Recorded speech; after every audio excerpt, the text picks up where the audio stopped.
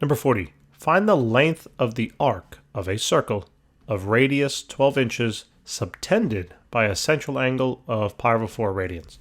So this is basically, in English, this is kind of saying this. We got a circle, all right?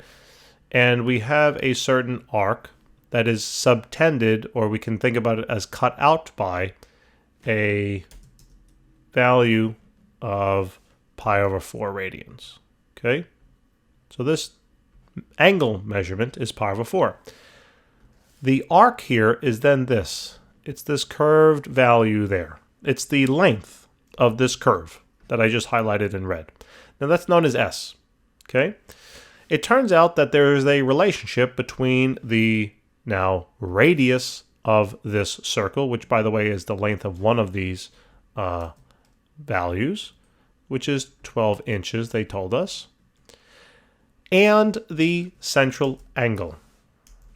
So the formula is this, that the arc length is equal to the angular measurement in radians, that is subtended, multiplied then by the measure of the radius.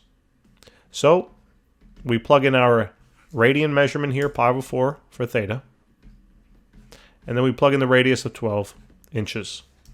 And now all we need to do is basically just simplify here a little bit, right? 4 goes into 12, looks like about 3 times. So guess what? The arc length here will be 3 pi inches.